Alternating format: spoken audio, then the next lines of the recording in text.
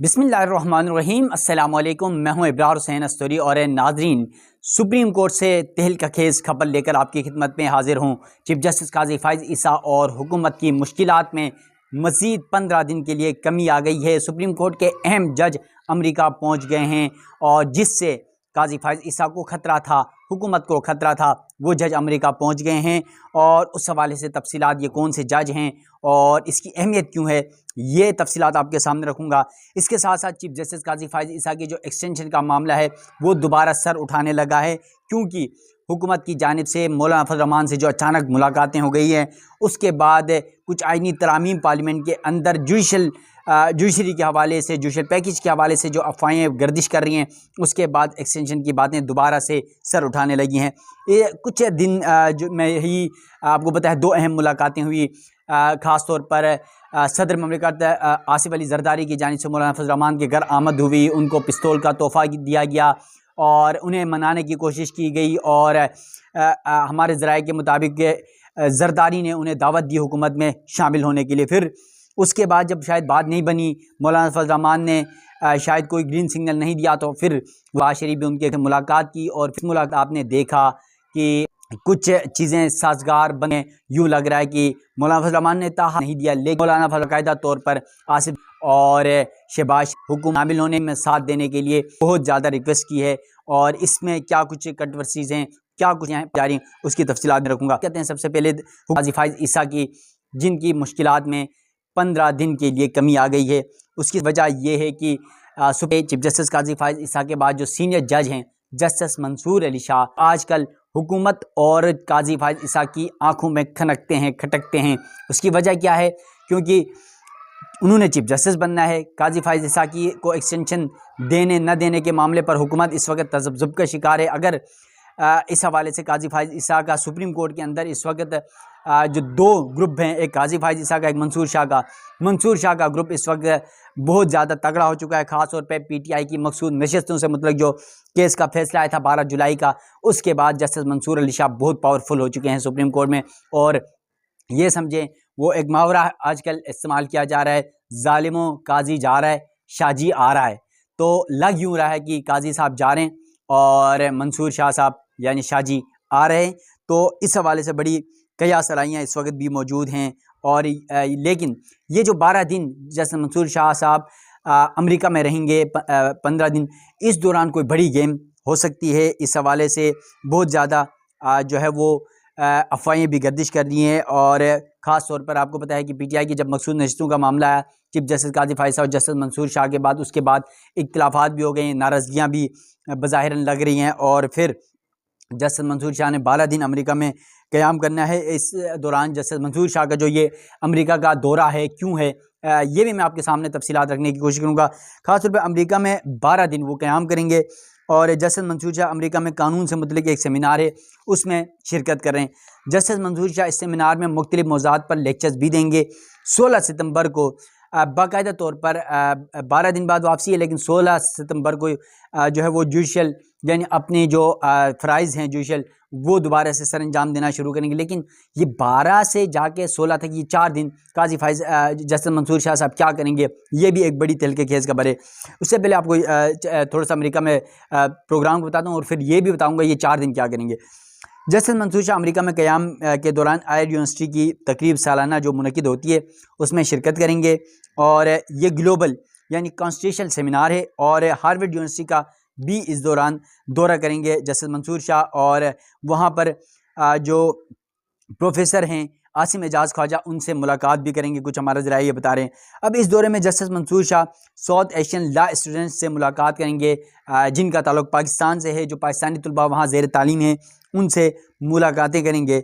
इसके अलावा एक तरफ जस्टिस मंसूर शाह अमेरिका के दौरे पर हैं 12 सितंबर तक, जबकि 9 सितंबर को सुप्रीम कोर्ट में बड़ा इंतहाई अहम दिन है। यानी जिस तरह आपका नया साल शुरू होता है यकम जनवरी को, इसी तरह सुप्रीम कोर्ट का जो नया साल शुरू होता है वो हो रहा है 9 सितंबर को, पीर के रोज़।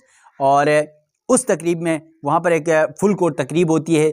बेंच नंबर 1 में चीफ जस्टिस काजी फ़ाइज़ ईसा जहाँ पर होते हैं, वहाँ पर इस वक्त जहाँ पर चीफ जस्टिस का बेंच होता है, और वहाँ पर तमाम सुप्रीम कोर्ट के जजेस मौजूद होते हैं।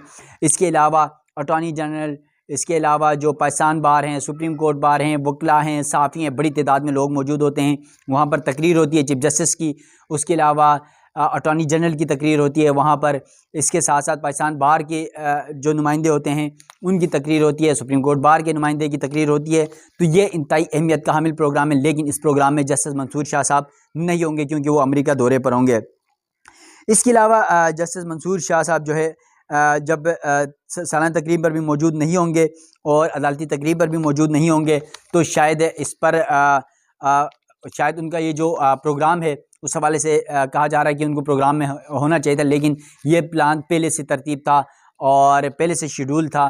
तो जो 9 सितंबर को अदालती साल शुरू हो रहा है वो भी पहले से शेड्यूल था। तो जजेस का बैरून मुल्क इस तरह के दौरों का आना जाना इंटरेक्शन रहता है।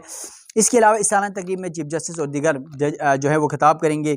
इसके तकरीब में अदालती मसाइल और अदालत की साल भर की कारकर्दगी और मुस्तकबिल के लाए अमल के हवाले से जायज़ा लिया जाता है, तकारीर की जाती हैं, बताया जाता है, खामियां खूबियां बताई जाती हैं।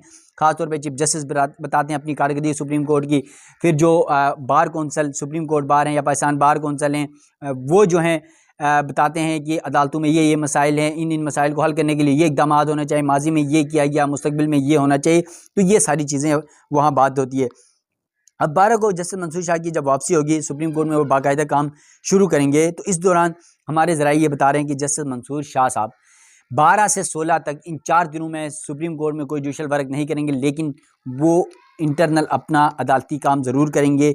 यानी कहा जा रहा है पाकिस्तान तहरीक इंसाफ का जो 12 जुलाई को सुनाया गया PTI का मखसूस नशिस्तों से मुतल्लिक जो फैसला था, तफसीली फैसला आपको पता है अभी आना बाकी है, वो तफसीली फैसला लिखेंगे और इसके दिगर मामलात फ़ाइनल करेंगे।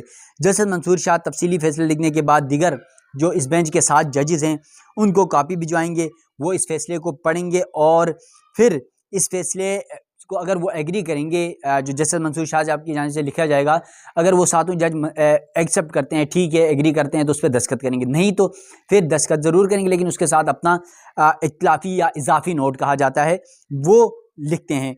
अब ये प्रोसेस जब कंप्लीट हो जाएगा तो उसके बाद आपको पता है वापसी होगी जस्टिस मंसूर शाह साहब की, तो शायद इस दौरान वो ये तफसीली फैसला जारी करेंगे। फिर चीफ जस्टिस काजी फायज़ और हुकूमत इस दौरान जस्टिस मंसूर शाह जब बैरून मुल्क होंगे तो कोई बड़ी वारदात डालने की कोशिश ज़रूर कर सकते हैं। जैसे मैंने पहले भी बताया था आपको इंट्रो में कि वज़ीर आज़म शहबाज शरीफ की मौलाना फजल रहमान से मुलाकात, सदर ममलिकत आसिफ जरदारी की मौलाना फजल रहमान से मुलाकात और उनसे मुमकिन तौर पर जो ये अचानक मुलाकातें हैं कुछ अहम कानून साजियों के हवाले से सपोर्ट हासिल करने के लिए की जा रही है। और आपको पता है कि पार्लियामेंट के अंदर 2 प्राइवेट मेंबर बिल हैं, एक JUI के नूर आलम खान की जानिब से जमा कराया गया है, जबकि दूसरा मुस्लिम लीग नून के हैं बैरिस्टर की जानिब से वो जमा कराए गए। ये दोनों जुडिशल पैकेजेस के हवाले से हैं और इस पर अभी तक मौलाना फजल रहमान या JUI खुलकर सामने नहीं आई कि वो उसकी हिमायत करते हैं, मुखालफत करते हैं। उन्होंने अपने मेंबर को कहा था, नहीं कहा था, पार्टी पॉलिसी है, नहीं है, अभी तक इस हवाले से कोई बात सामने नहीं आई है।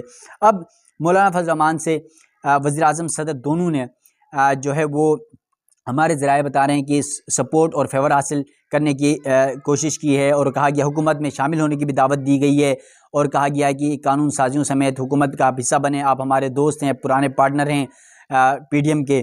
तो ये तमाम तर कोशिशें की गई हैं। देखते हैं मौलाना फजल रहमान के कोर्ट में गए हैं वो क्या फ़ैसला सुनाते हैं। इसके साथ साथ आपको पता है कि इलेक्शन कमीशन जो है वो PTI की मखसूस नशिस्तों के मामले पर सुप्रीम कोर्ट में आई हुई तशरीह का मामला है।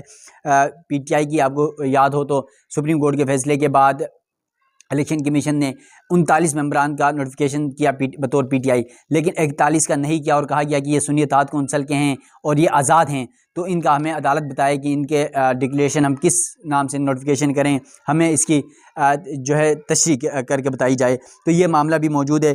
और फिर सुप्रीम कोर्ट के हवाले से पार्लियामेंट में जो नई कानून साजियाँ हुकूमत करने जा रही है उसके लिए मौलाना फजल रहमान की सपोर्ट हासिल की जाए। और ख़ास तौर पर कुछ अहम आपको बता देता हूँ कि सुप्रीम कोर्ट के अंदर तौहीन अदालत का कानून था। इस कार्रवाई को तौहीन अदालत की कार्रवाई है, इसको पार्लियामेंट ख़त्म करने की के हवाले से कानून साजी करने की प्लानिंग कर रही है। फिर 184(3) के तहत जो अज़ खुद नोटिस लिया जाता था सुप्रीम कोर्ट के चीफ जस्टिस की जानिब से, उस इख्तियार को ख़त्म करने के लिए प्लान किया जा रहा है। और फिर जजेस की तादाद सुप्रीम कोर्ट में 17 से बढ़ाकर 23 करने की प्लानिंग की जा रही है। और भी मज़ीद हाई कोर्ट्स के हवाले से, सुप्रीम कोर्ट के हवाले से जजेस की जो है वो एज के हवाले से आपको पता है, मुद्दत मुलाजमत के हवाले से बहुत सारी कानून साजियाँ ज़ेर गौर हैं।